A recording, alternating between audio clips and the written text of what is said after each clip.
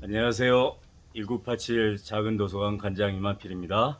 신문을 읽어준 남자 프로그램을 진행하도록 하겠습니다. 오늘은 남도일보 신문을 읽어드리겠습니다. 2022년 8월 25일 목요일자 신문입니다. 일면에 금호타이어 광주공장 이전 3년째 답보 상태에 놓여 있다라고 얘기가 나오고 있네요. 금호타이어 이전비가 1조 2천억인데 이 비용을 확보해야 된답니다.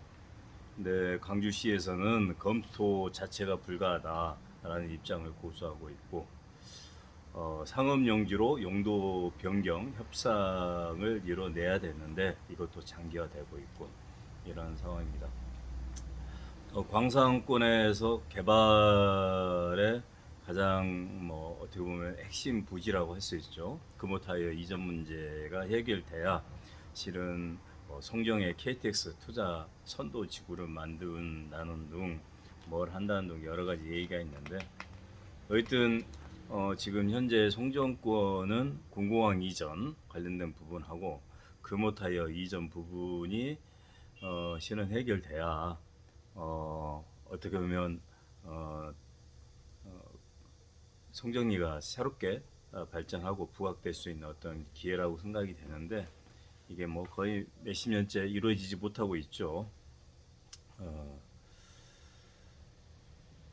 아무튼 그 부분이 주 이슈로 실려 있고 그다음에 통계청에서 2021년 출생 통계 발표를 했는데 어, 출산율이 0.81명입니다. 역대 최저라고 하네요.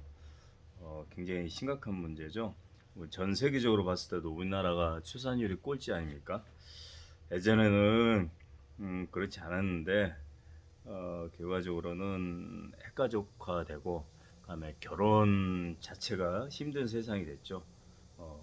결혼해서 애를 키우고 해야 되는데 결혼조차 하는데 비용이나 이런 부분들을 마련하기 힘든 그런 상황이고 그래서 1인 가족, 1인 가구가 많이 늘어나고 있고 그런 상황입니다. 빨리 이런 부분들이 해결돼야 하는데 그러기 위해서는 정부에서 출산율을 높이기 위한 적극적인 대책이 필요하고 지자체에서도 노력할 필요가 있습니다. 특히 우리 광주 같은 경우에는 전남권에서는 애를 낳으면 그에 대한 혜택이나 이런 부분들을 꽤 많이 주고 있는데 우리 광주에서는 그런 부분조차 많이 부족한 것 같아요. 영광이 출산율이 1.87명으로 시군구에서 1위네요.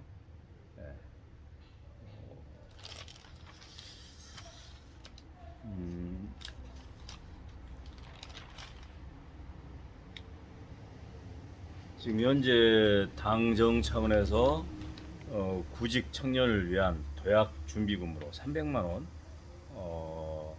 원을 줄 수 있도록 협의를 하고 있다고 합니다. 먹고 사는 문제가 힘들고 청년들의 일자리 문제가 힘들고 이런 상황인데 이럴수록 좀 적극적인 대안들이 당장 협의를 통해서 이루어졌으면 좋겠고 그다음에 장애인 고용 장려금도 10% 올려서 줄 수 있도록 한다고 하네요.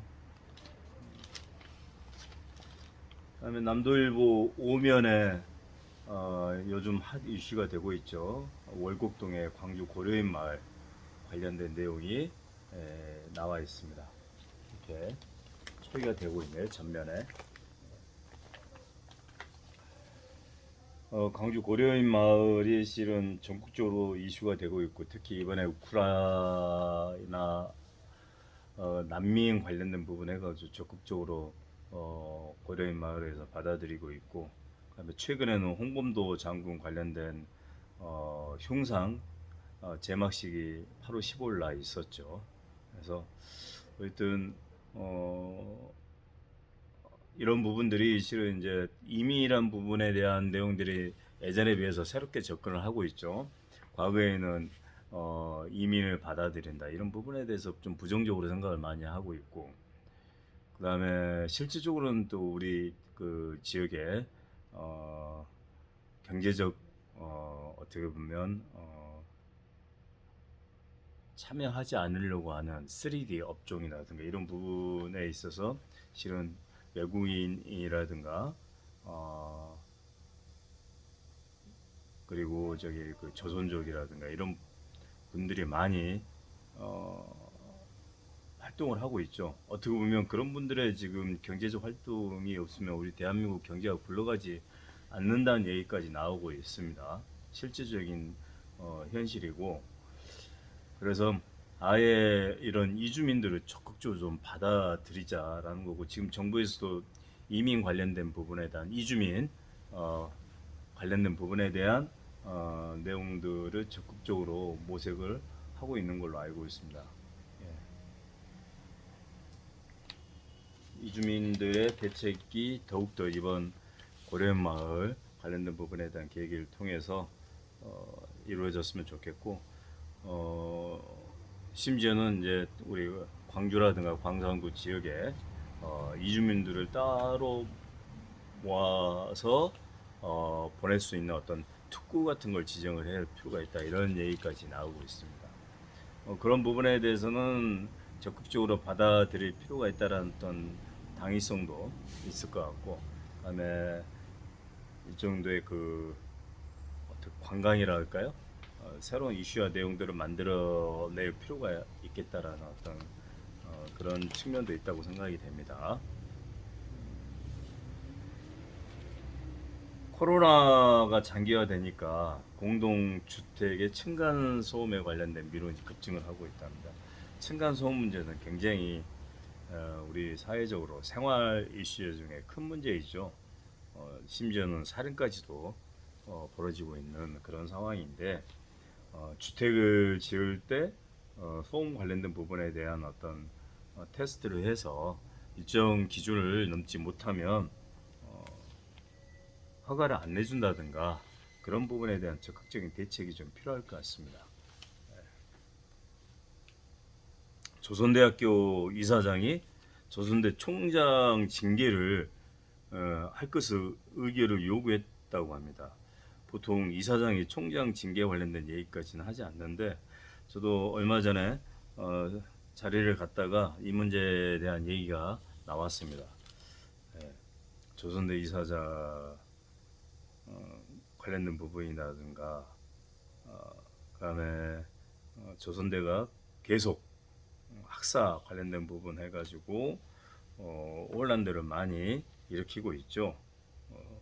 조선대라면 1945년 해방 이후에 밀립대학으로, 그러니까 그 당시 호남인들이 인재를 육성하자는 취지에서 서로 한 푼 두 푼 모아가지고 만든 대학이 조선대학교입니다. 상당히 의미가 있는데, 그 이후에 박철웅 총장이 그 설립에 기여를 했던 분이죠. 전남도청 직원으로 보냈던 분으로 알고 있는데, 그분이 이제 사유화했죠. 사유화해서 학교를 밀립대학이 아니라 개인 사유화된 대학으로 만들기도 하고, 그래서 그에 대해서 적극적인 항쟁을 통해서 학원 자주화를 만들겠다 해가지고 18 항쟁도 있었고 그러는데, 그 이후에 조선대가 주인 없는 학교가 돼가지고 여러 가지로 문제가 해결되지 않고 있습니다. 문재인 정부 때 김희수 헌법학자죠. 김희수 이사장을 임명을 했는데, 하여튼 지금 현재 민영돈 총장을 징계할 것을 징계위원회에 요구를 했다고 합니다. 파장이 클 것 같은데, 하여튼 이런 부분에 대한 내용들이 좀 적극적으로 해결되기 위해서는 동문회라든가 그다음에 학교의 주인이 학생들이라든가 또 교수 이런 분들이 같이 모여갖고 진지하게 문제를 풀어가야 되는데, 뭐 최근에 보니까 민주동호회 활동했던 일부 사람들이 지나치게 학사행정에 개입을 해가지고 문제도 있다라는 얘기들이 많이 나오고 있습니다.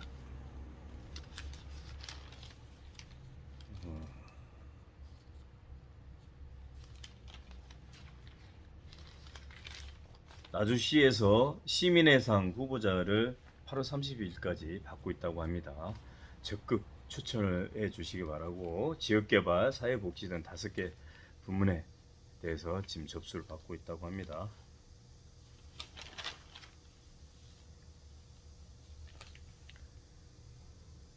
강진 보은산에 V랜드가 생겨가지고 1만여 명이 다녀가고 있다고 얘기를 하고 있네요.